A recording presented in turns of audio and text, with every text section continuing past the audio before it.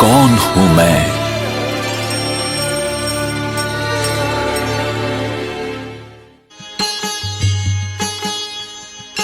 तन के भग भाल पर,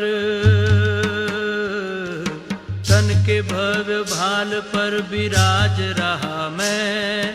तन के भग भाल पर विराज रहा मैं। खोल पुतलियों के पट हो,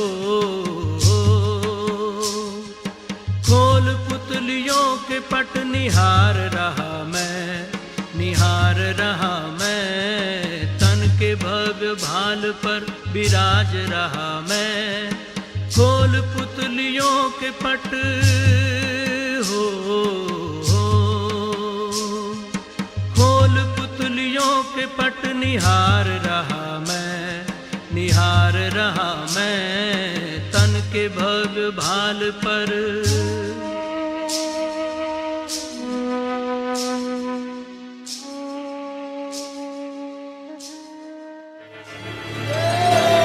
कौन हूं मैं?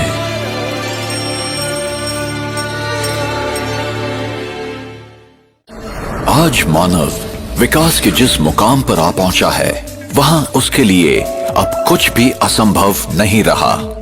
क्या हम विकास की इस दौड़ में स्वयं को तो नहीं भूल गए हैं? अब प्रश्न है, क्या शरीर मस्तिष्क के साथ अपने आप में संपूर्ण है? शरीर के विभिन्न अंगों को कौन चलाता है? मस्तिष्क को समय अनुसार सही संकेत देने वाला कौन है? संकल्प कहां से उत्पन्न होते हैं? देह के साथ उनके अंत व्यवहार कैसे होते हैं? क्या विचारों का मूल स्रोत मस्तिष्क है या मस्तिष्क का भी संचालन करने वाला कोई और है?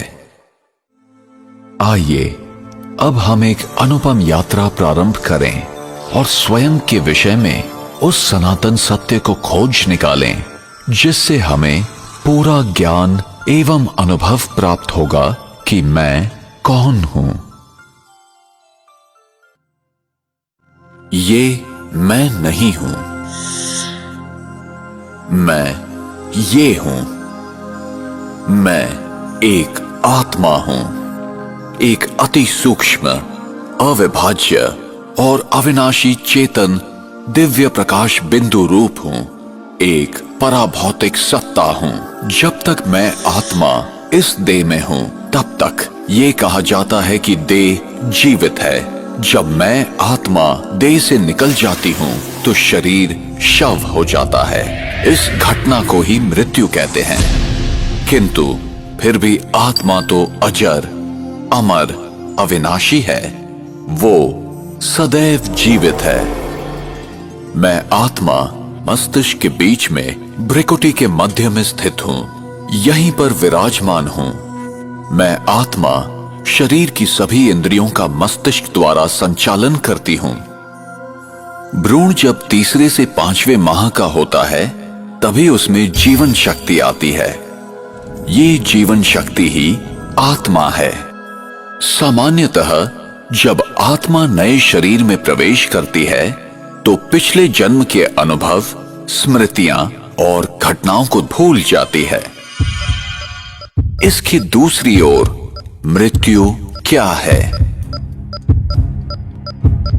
मृत्यु वो स्थिति है जब आत्मा शरीर छोड़ देती है।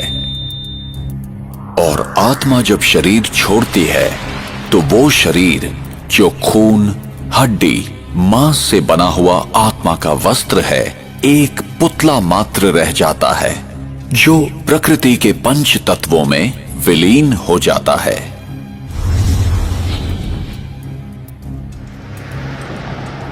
एक कार और एक ड्राइवर का उदाहरण आत्मा और शरीर के मूल अंतर को समझने के लिए उपयोगी है। अगर आप अपने शरीर को एक कार मान लें, तो आप आत्मा इसका ड्राइवर हैं। जैसे ड्राइवर गाड़ी को नियंत्रित करता है, घुमाता है या रोकता है, वैसे ही आत्मा शरीर की विभिन्न गतिविधियां करती है। अब प्रश्न ये है कि मैं अपने आप को आत्मा कैसे महसूस करूं? जब मेरा प्रत्येक कार्य और व्यवहार आत्मिक स्थिति में होता है, तब मैं अपनी वास्तविक स्वरूप के अति समीप होती हूं। यही आत्मिक स्थिति है।